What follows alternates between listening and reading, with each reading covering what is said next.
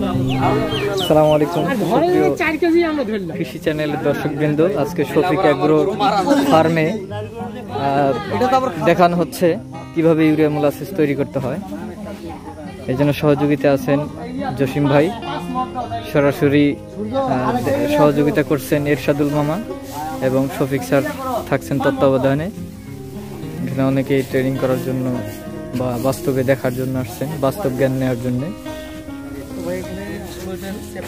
আমরা তৈরি করতে যাচ্ছি বৈজ্ঞানিক পদ্ধতিতে, অর্থাৎ বিজ্ঞানসম্মত উপায়ে গরুর স্বাস্থ্য উন্নতি করার ইউরিয়া মোলাসিস তৈরি। আপনারা দুধের গরুকে খাওয়াইতে পারবেন, তবে প্রেগনেন্ট গরু 3 মাস থাকা অবস্থায় খাওয়াইতে পারবেন, তারপরে না খাওয়ানোই বেটার। মনে রাখবেন 3 মাস অবস্থায় প্রেগনেন্ট খাওয়াইতে পারবেন, তারপরে খাওয়াইতে পারবেন না। তবে বাছুর হওয়ার পরে, বাছুর হওয়ার 15 থেকে 21 দিন পরেও ইউরিয়া মোলাসিস খাওয়াইলে গরুর দুধ বৃদ্ধি পাবে এবং সে মোটা হবে। এটা অনেকের প্রশ্ন থাকে, এটা একটা আকাইমা প্রশ্ন। আমরা ভিডিওতে বারবার বলছি, তারপরে মনে করেন যে একই প্রশ্ন করে। বাবা ঠিক আছে, এই আরো ঘর লাগবে তো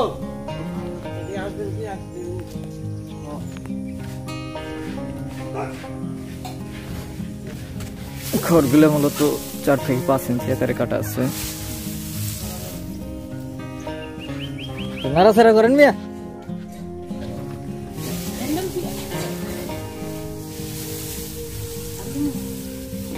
সার্বিক সহযোগিতা আছে সূর্য খান।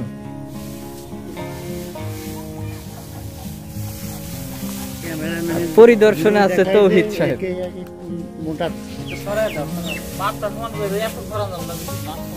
হালকা সরাসরি ইউরিয়া মোলাসিস বৈজ্ঞানিক পদ্ধতিতে তৈরি করছেন। যারা গরু মোটা তাজাকরণ করবে তাদের জন্য ইউরিয়া মোলাসিস একেবারেই উৎকৃষ্ট একটি খাবার মোটা তাজাকরণের জন্য। তাইলে মনে রাখতে হবে, আমাদের ইউরিয়া মোলাসিস দুধের গাভীকে খাওয়ানো যাবে, তবে প্রেগনেন্ট গরুকে 3 মাস অবস্থায় খাওয়ানো যাবে, তারপরে না খাওয়ানোটা বেটার আর কি। কারণ এখানে উল্টাপাল্টা কিছু নিয়ম করে, যারা বিশেষ করে না বুঝা খাওয়াইলে একটু সমস্যা, যেটা নিয়মের ব্যাপার আছে। প্রতি 1 কেজি যদি আপনারা দুধের গরুকে খাওয়ান, দুধ বৃদ্ধি পাবে এবং তার শরীর স্বাস্থ্যটা ভালো থাকবে। কথাটা বুঝেন, কারণ এই প্রশ্নটা অনেকেই করে, যার কারণে প্রথমে বললাম আমি। আর প্রতি 1 কেজি খড়ের জন্য ½ কেজি পানি, আধা কেজি পানি প্রতি 1 কেজি খড়ের জন্য ½ কেজি পানি। আর 1 কেজি খড়ের জন্য 250 গ্রাম চিটাগুড়, মানে 1 কেজি খেরের অর্ধেক কি পানি, ½ কেজি। ½ কেজির অর্ধেক কত হয়? 250 গ্রাম। তাহলে সহজ হইতেছে আমাদের বলতে, তাই না? আর প্রতি 1 কেজি খড়ের জন্য আজীবন 30 গ্রাম ইউরিয়া সার। কোনটা? যেটা জমিতে সার ব্যবহার করে, নাইট্রোজেন, ইউরিয়া সার। তাহলে প্রতি 1 কেজির জন্য কি আমাদের নিতে হবে?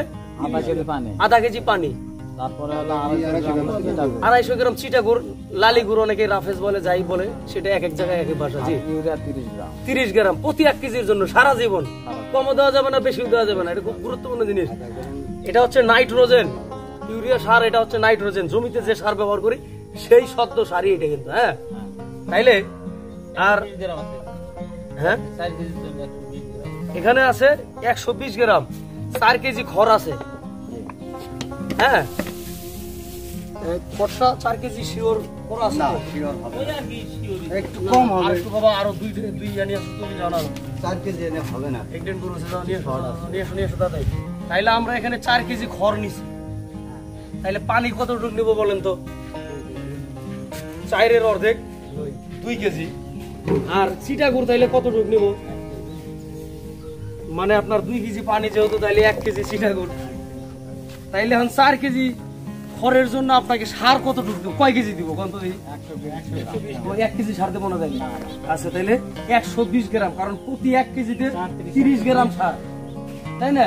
তাইলে আপনার যদি 20টা গরু থাকে, প্রতিটা গরু মনে করেন যে সর্বপ্রথম খাইতে যাবে না, কম খায়। কথাটা বোঝার চেষ্টা করেন। আমাদের ফ্যাটেনিং এর আছে বাড়িতে, ওরা খায়, আমরা এখানে একটু খাওয়া বন্ধ রাখছি। তার মধ্যে যে আমাদের কর্মচারী একটু বেকারদার মধ্যে আছে, আর আমি নিজেও সময় দিতে পারি। তারপরে শুনেন, এই প্রথমে কম খাবে। একটা অ্যাডাল্ট গরু, পূর্ণ বয়স্ক গরু 3 থেকে 4 কেজি সে অনায়াসে খাবে। এবং মিশ্রণটা আমরা এখানে তাহলে 2 কেজি পানি নিয়েছি, 4 কেজি খড়, 2 কেজি পানি, হ্যাঁ, তাইলে এখানে এই যে 1 কেজি চিটাগুড় দিব, দাও।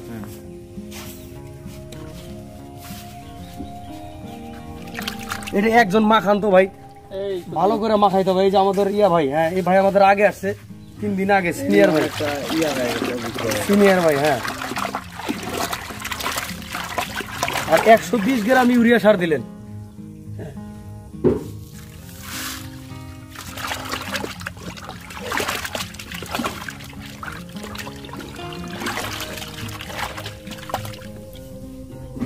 এটা এমন ভাবে মিক্স করতে হবে যাতে সারের দানা, চিটাগুড় সব জিনিস একেবারেই গলে যায়। না না, এটা ওইভাবে না, এটা ওয়েটের মধুর মতো। কালকে আরেকটা কথা শুনে এটা মাখানো হোক।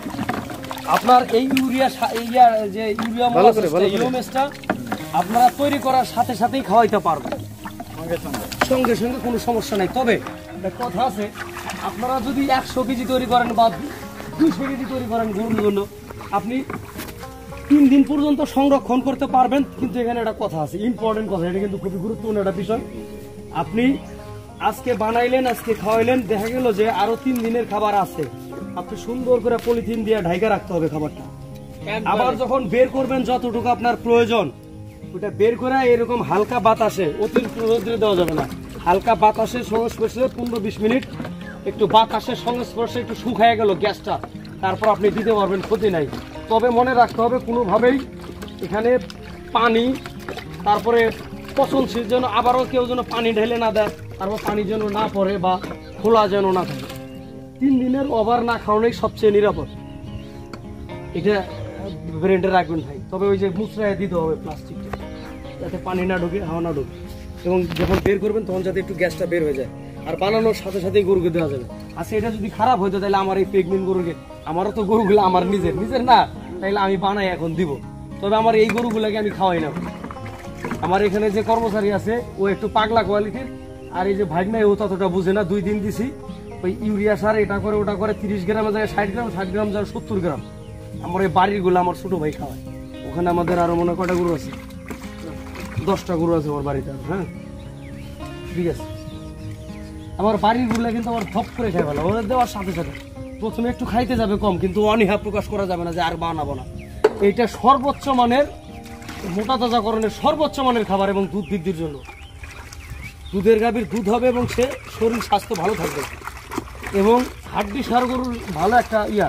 আর হাড্ডি সার গরুর যে 2-3টা কিউসি আছে, গোপন তথ্য আছে, এটা আমরা ভাই আপনাদের লেখা দিব, বলে দেবো, সমস্যা নাই, ক্যামেরার পিছনে। এখন এই সুন্দর করে ছিটাই দিতে হবে। বলছে কি স্যার, একটা গরু অ্যাডাল্ট গরু, পূর্ণ বয়স্ক একটা গরু আপনার 3 থেকে 4 কেজি খাইতে পারবে, সমস্যা নাই। এর বেশি ওরা খায় না। আমরা পরীক্ষা নিরীক্ষা করছি, এর চেয়ে বেশি ওরা খাইতে চায় না, হচ্ছে পূর্ণ বয়স্ক গরু। আর অবশ্যই 7 মাসের পরের গরুকে দেওয়া উচিত। 7 থেকে 10 মাস পরে গরুকে, ছোট বাছুরকে না দেওয়া সবচেয়ে নিরাপদ। হ্যাঁ, ছোট বাছুরকে দেওয়ার প্রয়োজন নেই। এটা 7 বা 10 মাস বয়স হলে আপনি দিতে পারবেন। এটা একটু এইভাবে করে দিতে হবে। ওকে, ফাইন। একটা হেল্প করো বাবা, একটু গামছা গোছান। আসলে এটা নিয়ম হচ্ছে ঝর্ণা দিয়ে দাও, আমাদের এই ঝর্ণাটা আছে আমাদের অফিসে, বুঝছেন? আমাদের অফিসে যখন দেয় তখন এটা হুট হট ভাবে আমার, আপনাদের আসার কোনো কথাই না। আমার এই যে ভাইগনা যে বলছে, এটা আমি জানিও না যে আপনারা এইভাবে আসবেন। আমার কাছে খালি ঠিকানা নিছে, আইসা না কইছে যায়া করছি। ঠিকানা নিতে যায় যে মনে করেন যে আসবেন ভাই, এটা আসলে আমরা জীবনেও ভাবি নাই। আমি কিন্তু অনেক কাজ বাজ ফেলাই কিন্তু এই যে জায়গায় সময় দিতে। অবশ্যই ভালো হবে, চতুর সাইডে যেন 1 লেভেলের পরে, এটাও আপনার খেয়াল রাখতে হবে। কারণ আর এটার যে বিশেষত্বটা, ক্যামেরাটা প্লিজ, এটার বিশেষত্বটা হচ্ছে যে আপনার ইউরিয়া হচ্ছে নাইট্রোজেন। ইউরিয়া সার কি? নাইট্রোজেন। হ্যাঁ, চিটাগুড় কি এটা আমাদের জানতে হবে তো, তাই না? চিটাগুড় হচ্ছে এনজাইম। সব মিলিয়ে খড়ের মধ্যে একটা লিকিং, ইউরিয়া সার, নাইট্রোজেন, এনজাইম, খড়ের মধ্যে লিকিং, সব উপাদান মিলিয়ে একটা উপকারী ব্যাকটেরিয়া তৈরি হয়, যেটা খাইলে গরু অতি সহজে মোটা এবং দুধ উৎপাদন করে। এটা কিন্তু করবেনই ভাই আপনারা, আপনাদের কাছে আমার অনুরোধ, এটা অত্যন্ত ভালো একটা জিনিস। আর একটা কথা আছে খাওয়ার নিয়ম, একটা পূর্ণবয়স্ক গরু 3 থেকে 4 কেজি সে খাইতে পারবে, সমস্যা নাই, কিন্তু খাওয়ার 1 ঘন্টা আগে পানি খাওয়ানো যাবে না, খাওয়ার 1 ঘন্টা পরেও পানি খাওয়ানো যাবে না, কোনোভাবেই যাবে না। কারণ আগে বলছি ইউরিয়া সার নাইট্রোজেন, তাইলে এটা কি হবে, গ্যাস ফর্ম করবে। হ্যাঁ, এটা কিন্তু অবশ্যই 1 ঘন্টা আগে এবং 1 ঘন্টা পরে খাওয়ানো যাবে না। এমন একটা টাইম করবেন যে সকালবেলা আপনি কাঁচা ঘাস বা যে কোনো জিনিস দিচ্ছেন, বা শুকনো অন্য খড় দিচ্ছেন, বা যে কোনো রাফেজ দিচ্ছেন, সাইলেজ দিচ্ছেন, দেওয়ার পরে আপনি এটাকে দিলেন, বা এটা আগে দিলেন, তারপরে ওগুলো দিলেন, খাইতে খাইতে দেখা গেছে 1 ঘন্টা পরে আপনি পানি বা দানাদার খাবার আপনি দিতে পারবেন, কোনো সমস্যা নেই। কিন্তু মনে রাখতে হবে খাওয়ার 1 ঘন্টা আগে এবং 1 ঘন্টা পরে কোনোভাবেই সাদা পানি দেওয়া যাবে না, খাইলে তার ফুড পয়জনিং হওয়ার সম্ভাবনা থাকে। আর ফুড পয়জনিং আমাদের যে বিষয়গুলো সবচেয়ে মেইন আর কি, আমাদের গরু সবচেয়ে বেশি হয় খুরা রোগটা, তরকা, অ্যানথ্রাক্স, বাদলা যেগুলো আছে এগুলোর ভ্যাকসিন আমরা করবো যারা 12 মাস গরু পালবো আর কি, লং প্রজেক্ট যেটা আমাদের। আর 3 মাসের প্রজেক্টের আসলে ভ্যাকসিন এগুলো এইভাবে দেওয়া হয় না, খুরা রোগেরটা দেই যদি সিজন টাইম আর কি, সিজনাল টাইম, এখন বর্ষা সিজন টাইম। তো আমরা যেটা করবো আর কি, খুরা রোগের ইম্পর্টেন্ট একটা জিনিস হাড্ডিসার গরুর মধ্যে কোনো সমস্যা হয়, শুকায় যায়, দ্রুত শুকায় যায়, আর অ্যান্টিবায়োটিক ইউজ করতে হয় যে কারণে। তো খুরা রোগ, তারপরে যেটা সাধারণত হাড্ডিসার গরুতে হয়ে থাকে এই নিউমোনিয়া বা জ্বর, হ্যাঁ, বা ফুড পয়জনিং, আমাদের সবচেয়ে মেইন হয় ফুড পয়জনিংটা হাড্ডিসার গরুতে, তারপরে আপনার জ্বর, নিউমোনিয়া, হ্যাঁ, এই যে পাতলা পায়খানা, এই কয়েকটা হচ্ছে আমাদের কমন ডিজিজ। এই বিষয়ের উপর আমরা যখন জানবো তখন আমাদের আর কোনো সমস্যা নেই। না না, ডাক্তার জীবনও টাকা লাগবে না এখানে। তো আপনি কেন ডাক্তার ইয়া করবেন বলেন? এই যে আসছেন এখানে শুধুমাত্র মনে করেন যে এইটা উপকার, তা না, এটা মনে করেন যে একটা উদ্যোক্তা তৈরি করা। আমি আগেই বলছি আমি কিন্তু ডাক্তার না, আমার 15 বছরের এক্সপিরিয়েন্স থেকে আমার এখানে যতগুলা খামার তৈরি হয়েছে, আমি কিন্তু আসলে আমার বাপ দাদা ছোটবেলা থেকে গরু লালন পালন করছি, দেখতে দেখতে আমি কিন্তু বিভিন্ন জায়গায় ট্রেনিং করছি আর কি, কিন্তু আমি তো ডাক্তার না। হ্যাঁ, ডাক্তার আমার ওই ভাইটা। না ভাই, গেছিলেন এই সেনাবাহিনী খামারে গেছিলেন, ব্রিজ পার হইতে ওরা এই কোরবানির ঈদে 3 মাসে 12 লাখ টাকা লাভ করবে। এটা কি করে সম্ভব? তারা প্রযুক্তিটাকে হাতে নিছে। একটা গরুর কত মেগাজুল এনার্জি প্রয়োজন, কতটুকু দানাদার খাবার প্রয়োজন, কি প্রয়োজন, আমরা এটা যদি যাই না, যদি আমরা খাদ্য রেশন তৈরি করি, কতটুকু প্রোটিন আছে, কার্বোহাইড্রেট আছে, কতটুকু তার মিনারেলস প্রয়োজন, এইসব বিবেচনা করে যদি আমরা দানাদার খাবার তৈরি করি, গরু লালন পালন করি, জীবন আমাদের লস হবে না। আর একটা কথা বারবার বলি, জাত নির্বাচন গুরুত্বপূর্ণ বিষয় এবং দালালবিহীন গরু কিনতে হবে, এটা মেনটেন। ভাই ও সরি, এদিকে আসেন। ওর বাপরে, আপনার চাকরি শেষ হয় নাই তো ভাই, এখন আসেন। এটা আপনাকে মাখান তো ভাই, আপনারা নিজেই মাখান। হ্যাঁ, সুন্দর করে এইভাবে উলট পালট করে মাখাইতে হবে। এই যে মাখানোটা মেন। হ্যাঁ হ্যাঁ হ্যাঁ, এই যে চটের মধ্যে লাগলেও এটা আবার এইভাবে ঘষা দিবেন। জি হ্যাঁ, 1 পাশ থেকে এই যে, হ্যাঁ, এই মাখানোটা গুরুত্বপূর্ণ। হ্যাঁ, এইভাবে মাখায় গরুকে পুরাটাই মাখান একটু। হ্যাঁ, তাইলে বুঝবেন পরে। আপনি প্র্যাকটিস করেন না কে করেন? এই মাখানোটা যত মাখাবেন তত সবচেয়ে ভালো হবে, মাখানোর উপর নির্ভর করবে। এই হাতে ময়লা ভরবে এই ভয়ে যদি কনকলে খামার করতে পারবেন না তো। গোবর থাকবো, খাওয়া শরীরে গোবর না মানে কিছু খামার হবে। হ্যাঁ,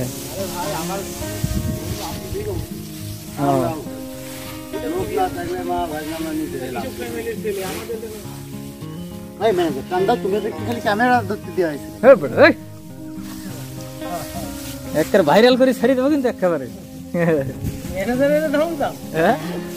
আমার কাম কিন্তু ভাইরাল করা, একবার ভাইরাল করে দেবো। আমি ভাইরাল তোমার যেগুলা সুন্দর করে মাখায় যতটুকু খাই খাবে, বাকি 3 দিন পর্যন্ত আপনারা পলিথিন দিয়ে আবার মুড়ায় রাখতে হবে। যখন খাদ্য দিবেন তখন একটু পোলায় বাতাস বের করে দিলেন, এই যে বাতাসটা মানে আমরা তৈরি করে সাথে সাথে খাওয়াইতে পারবো। সাথে সাথে বলতে মনে করেন যে আমরা এখন তো এটাকে প্রসেস করবো না, এক জায়গায় তো করবো, এটা তো হয় না এখনো। এটা সব এক জায়গায় গুটাইতে হবে। গুটাইয়া একটু মনে করেন যে জাস্ট একটু মোড়ায় রাখলাম 2-10 মিনিট রাখার পরে তারপরে ওখান থেকে বের করে আপনি সাথে সাথে দিতে পারবেন। কিন্তু যদি 3 দিন রাখেন, 3 দিন পর্যন্ত রাখতে পারবেন, তখন আবার পলিথিনটা খুলে হয়ে যায়। এই জন্য তো বলছি যে পলিথিনটা খুলতে হবে, অর্থাৎ আমরা মুড়াই রাখার পর ওটা খুলে একটু বাতাসের সংস্পর্শে নিয়ে তারপরে দিবেন। কিন্তু আজকেই বাতাসের সংস্পর্শে দেওয়ার দরকার নাই।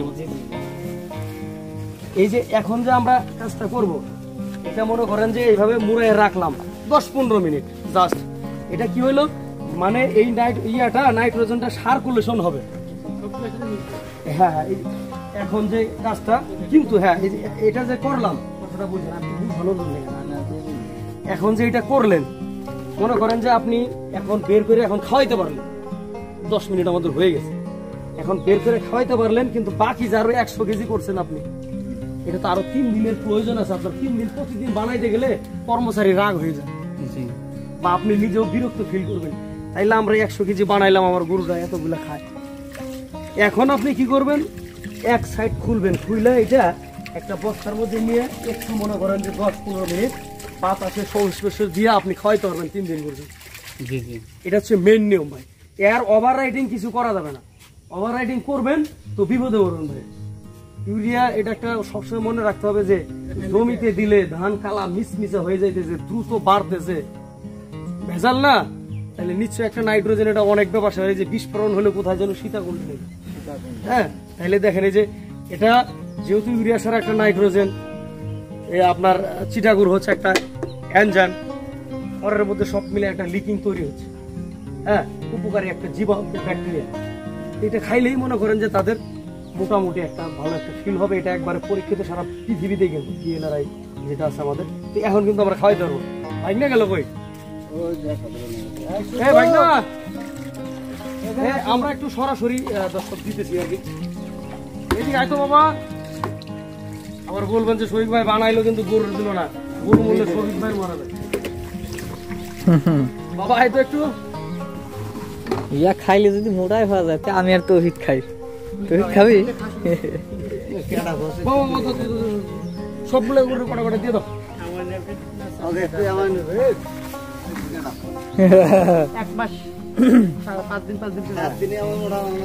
এই মনে করেন যেটুকু খাবেন ওটা ঢেকে রাখবেন, কিন্তু আমরা সবগুলো দিয়ে দাও, দিয়ে দাও সবগুলো। হ্যাঁ,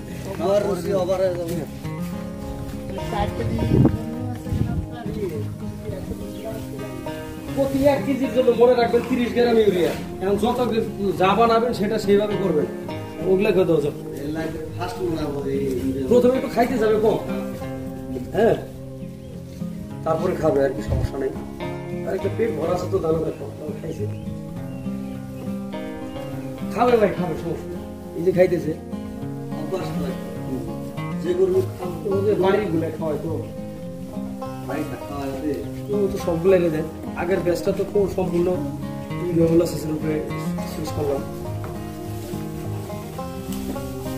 ওই যে ওইটার ইয়াটা দেয় আমার কাঁচা ঘাস বেশি দিয়ে গেলে একটু তেল বেশ। হ্যাঁ, আমার কাঁচা ঘাসটা বেশি, যার কারণে আমার এগুলা একটু বাস বস করে আছে। আর দেশি গরুর যে আরেকটা ইয়া হচ্ছে যে এদের রুচিটা আনার পরে কিন্তু একবার দ্রুত বসে না। হ্যাঁ, এর জন্য আমাদের ইয়া করা আছে, লেখা আছে, তোমরা দিতেছে। তোমার কাকারে ডাক দাও তো, ওনাদের ওই যে খাদ্য রেশনটা তৈরি করতে